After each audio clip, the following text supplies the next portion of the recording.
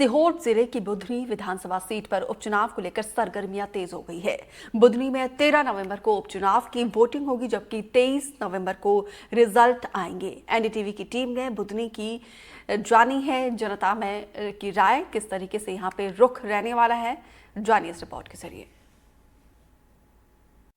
हम एक आतिशबाजी की दुकान पे आए हैं। यहाँ जानते हैं कि क्या माहौल है। क्या माहौल है बुधनी का? माहौल तो भाजपा का है, लेकिन कांग्रेस की उम्मीद है। क्यों? क्योंकि राजकुमार पटेल बहुत दिन बाद खड़े हुए हैं, उनकी वजह से। टक्कर कांटे की है। हाँ, कांटे की टक्कर है, हो सकता है निकल जाए राजकुमार पटेल। और शिवराज यहाँ गढ़ है शिवराज का, तो उनने काम नहीं। गढ़ है, लेकिन शिवराज अभी है नहीं, वो मंत्री बन गए। अभी उनकी उम्मीद नहीं है, भार्गव कोई काम कर नहीं है हमारे।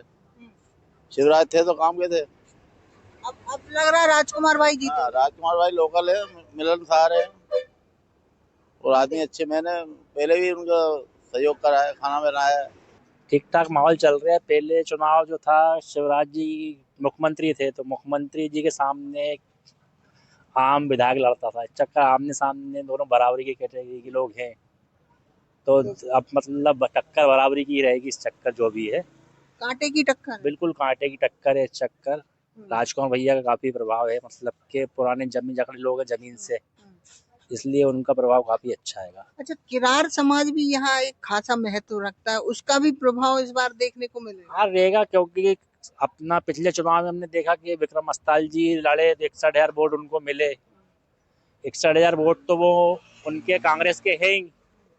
अब जैसे किरार समाज से जो लड़ता है, तो वो किरार समाज को समर्थन करता है, तो 40,000 वोट करीब लगभग किरार समाज के हैं, तो वो भी मतलब राजकुमार भाई के पक्ष में जाएंगे। तो इस बार कांटे की टक्कर, बिल्कुल कांटे की चक्कर है।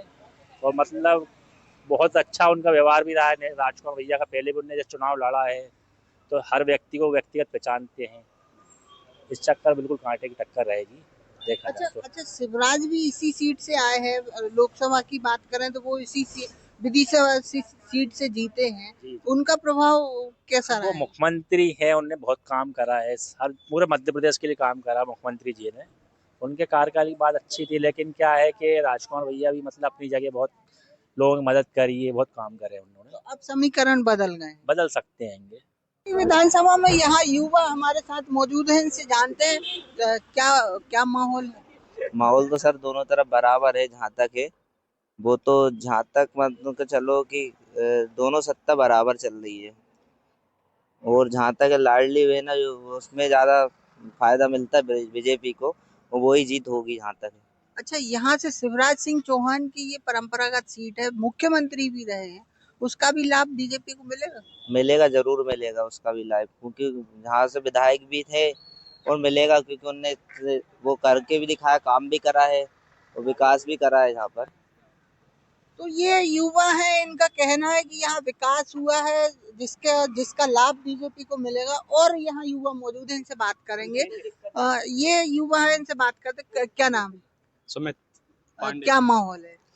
माहौल इस बार अच्छी है। जैसा कि आप देख सकते हैं, कल हमारे बीच शिवराज सिंह चौहान और मोहन यादव दोनों उपस्थित थे, और उसी दिन कांग्रेस की रैली भी निकली थी, और दोनों मेरे ख्याल से बराबर हैं। पर हमारे मामा शिवराज सिंह चौहान जहां तक है, हो सकता है उनकी वजह से फिर बीजेपी का माहौल तगड़ा रहे, दबदबा बना है, और मेरे ख्याल से इस बार भी जहां तक है बीजेपी आई है।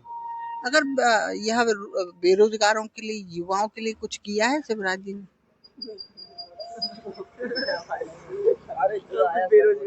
नहीं, अभी तो कहाँ, अभी तो हमारी भी पढ़ाई चल रही है। बेरोजगारी कहाँ, ज्यादा भी नॉलेज नहीं है उस बारे में ज्यादा। ठीक है, तो ये यहाँ के लोग हैं, इनसे बात कर रहे हैं और बुधनी विधानसभा का हाल जानेंगे। क्या माहौल है? माहौल तो जैसे कि अब ये है कि अपन कुछ भी नहीं बोल सकते हैं, कोई सी दोनों पार्टी के हिसाब से अपन कोई भी बोल सकते हैं। ज्यादातर बीजेपी का लग रहा है कि भैया बीजेपी इस बार, जो हमारे कौन से राजकुमार पटेल साहब जो चढ़े हैं इस बार पे, तो इस बार कांग्रेस का पटला भी जो है वो एक तरफ से बहुत हैवी वाला लग रहा है। और इस समय हमारी जो शिक्षा की उसमें है कि भाई हमारी जो शिक्षा है उसमें थोड़ा फर्क आएगा, ऐसा नहीं है कि नहीं आएगा। दोनों तरफ के पटले भारी हैं, एक तरह से तराजू दोनों तरफ एक बराबर है। यहाँ में कुछ और लोग मिले हैं, इनसे हम जानते हैं कि इस बार क्या माहौल है। उपचुनाव है बुधनी में, क्या माहौल लग रहा है? मुख्यमंत्री श्री शिवराज सिंह चौहान जी की विधानसभा रही है अभी तक, और बहुत बढ़िया उनका कार्यकाल रहा है।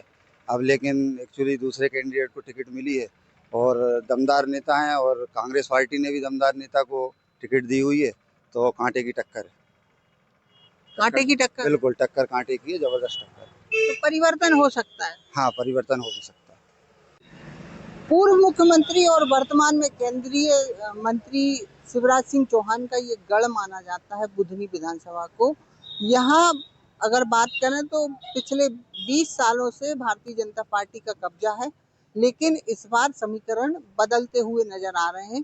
बुधनी विधानसभा में इस बार कांटे की टक्कर होते हुए नजर आ रही है, जहां एक और राजकुमार पटेल कड़ी टक्कर देते हुए नजर आ रहे हैं। वहीं बीजेपी के पूर्व सांसद रमाकांत भार्गव भी जोर शोर से मैदान में टिके हुए हैं। हालांकि अब ये यहाँ की जनता को तय करना है कि कौन इस बार विधानसभा में जाता है, लेकिन इस बार कांटे की टक्कर होते हुए नजर आ रही है। बुधनी सीहोर से संजय दुबे, एनडीटीवी। मध्य प्रदेश के स्थापना दिवस के मौके पर आज सतना जिले के परेड ग्राउंड में राज्य मंत्री ने ध्वजारोहण किया। इस दौरान पूरा प्रांगण सुखदाता सबका साथी प्यारा मध्य प्रदेश के गान से गूंज उठा। तो वहीं इस मौके पर छात्रों ने भी शानदार प्रस्तुतियां पेश की। अपने अंचल में समेटे यह मध्य प्रदेश। एमपी में कई जिलों में दिवाली के बाद हवा बेहद खराब कैटेगरी में पहुंच गई है। 31 अक्टूबर की सुबह 9 बजे के बीच कई जिलों में EQI 300 के पार पहुंच गया। प्रदेश के करीब 10 जिलों में EQI 300 के पार देखने को मिला। ग्वालियर के डीडी नगर में हवा खराब सबसे खराब दर्ज हुई। यहाँ पे 408 दर्ज किया गया EQI।